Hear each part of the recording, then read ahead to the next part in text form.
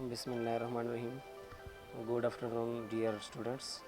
उम्मीद रखता हूँ कि प्रीवियस वाला लेक्चर जो है ना आप लोगों ने अच्छी तरीके से अंडरस्टैंड किया होगा।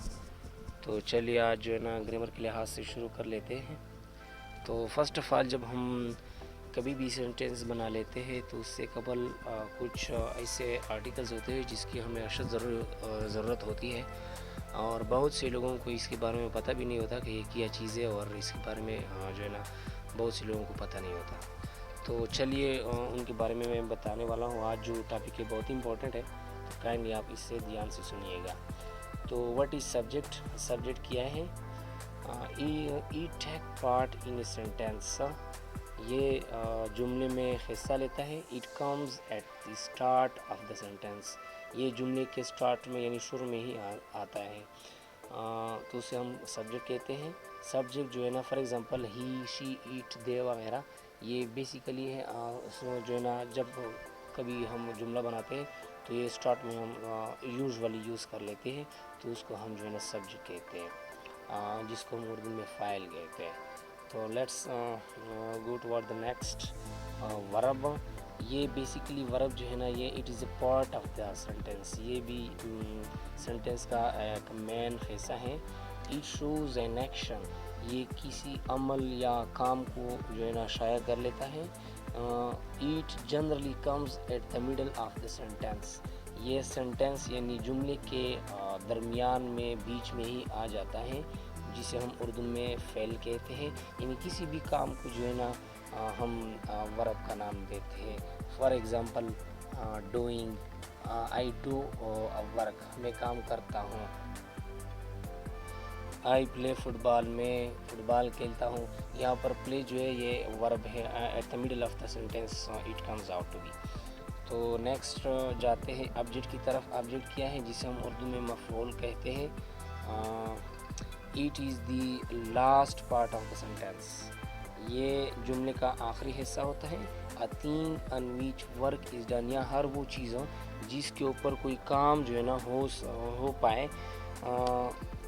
ये बेसिकली सब्जेक्ट के साथ इसका रिलेशन होता है। ये सब्जेक्ट की तरफ जो है ना डायरेक्टेड होता है। फॉर एग्ज़ाम्पल अगर मैं इसके ऊपर जुमला बनाऊँ कि the book is on the table, तो यहाँ पर टेबल जो है ना यानी किताब मेज़ पर है। तो यहाँ पर मेज़ जो है या टेबल जिसको हम इंग्लिश में कहते हैं, तो यहाँ पे ऑब्जेक्ट है। तो I think this for the very essential points which is very necessary for understanding the English grammar.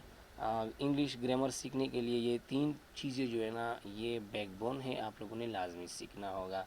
तो let's start the present indefinite tense. Previous lecture में मैंने टेंस के बारे में बताया था। तो आज जो है ना टेंस के अक़साम जो है ना पढ़ते हैं। प्रेजेंट इंडेफिनिट टेंस ये उर्दू में इसे हम कहते हैं फ़िलहाल मुतलक़। ये वो ज़माना होता है जिसमें कोई काम वगैरह मौजूदा ज़माने में पाया जाता है। उर्दू में इसकी पहचान ये है कि फ़िक्र के आखिर में ता है, ती है, ते है वगैरह आते होंगे। तो ये वो ज़माना होता है यानी जो भी काम मौजूदा ज़माने में पाया जाए तो उसे हमें प्रेजेंट इंडेफिनिट टेंस का नाम देते हैं। और उर्दू में इसका पहचान मैंने बता दिया कि इसका उर्दू फ़िक्र के आखिर में ता है, ती है वगैरह आते होंगे। मसलन मैं क्रिकेट खेलता हूँ, तो ये जो है ना मैं क्रिकेट खेलता हूँ या फिर ता हूँ जो है ना ये लास्ट जो है ना आ गया, तो ये प्रेजेंट इंडेफिनिट टेंस बन जाता है। तो अंग्रेज़ी में इसे बनाने का तरीका कुछ यूँ है कि subject plus verb, first form plus object. Verb के साथ हो फर्स्ट फॉर्म, यानी first form of the word हमने लगाना होगा। लेकिन बच्चों ये ध्यान रखो कि जब भी हम कोई सिंगुलर जो ना नाउन हो, for example he, she, it वगैरह, तो उसके साथ वर्ब के फर्स्ट फॉर्म के साथ हमने एस या ई एस के साथ हमने इजाफा करना होगा। ठीक है, ये याद रखना। अगर आपने यहाँ पे एस या ई एस नहीं लगाया तो आपका जुमला 100% गलत है, तो आपको 1 मार्क्स भी नहीं मिलेगा। तो कुछ जुमले मैंने बनाए हैं। वो ये है कि वो मुख्तलिफ़ किस्म किताबें पढ़ता है। He reads various kinds of books. And देखें मैंने ये रीड जो है यहाँ पे वर्ब है, तो वर्ब का फर्स्ट फॉर्म है। तो फर्स्ट फॉर्म के साथ मैंने एस का इजाफा क्यों किया? क्योंकि ही जो है ना मैंने आपको बताया कि ये सिंगुलर है। इंशाल्लाह सिंगुलर और प्लूरल के ऊपर भी मैं एक लेक्चर पूरा इंशाल्लाह दे दूँगा कि ये सिंगुलर प्रोनाउन या प्लूरल प्रोनाउन जो है ना ये क्या होता है। वो क्रिकेट खेलते हैं, दे प्ले क्रिकेट। यहाँ पर जो है ना वर्ब क्या है, प्ले है, तो प्ले के साथ मैंने एस या एस का इजाफा क्यों नहीं किया, क्यों, क्योंकि वह यहाँ पर जुमले के स्टार्ट में जो सब्जेक्ट है वो प्लूरल है, इसलिए मैंने एस या एस के साथ इजाफा नहीं किया। तो नफ़ी जुमले बनाने के लिए वर्ब के बाद नाट का इजाफा लगाया जाता है, यानी ये डू जो है ये हमने सब्जेक्ट के बाद लगाना होगा, और नाट जो है ये वर्ब के बाद। फॉर एग्जांपल वो क्रिकेट नहीं खेलते, they do not play cricket. यहाँ पे देखो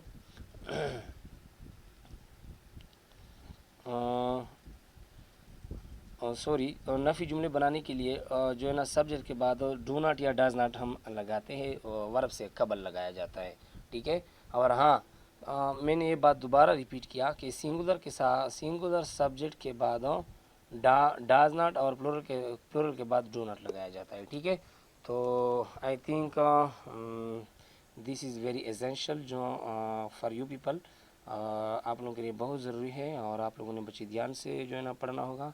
आज का टेंस जो है ना मैंने इतना पढ़ा, इंशाल्लाह कल नेगेटिव, इंट्रागेटिव और इंट्रागेटिव के ऊपर मैं जुमले बनाऊंगा, जो कि बहुत अहम और बहुत ज़रूरी है। और बेसिकली ये जो प्रेजेंट इंडेफिनिट टेंस है ये आप लोगों को पता होना चाहिए कि ये हम क्यों यूज़ करते हैं। ये जब हमको कोई बंदा आपसे रूटीन के बारे में पूछे तो आप क्या आपका रूटीन किया है, तो जब आप रूटीन का इंट्रोडक्शन करवाते हो अपना आप या अपना तारुफ करवाते हो, तो I think we should to use not, I think we must use present indefinite tense, ठीक है। तो हमें लाजमी प्रेजेंट इंडेफिनिट टेंस जो है ना यूज़ करना होगा।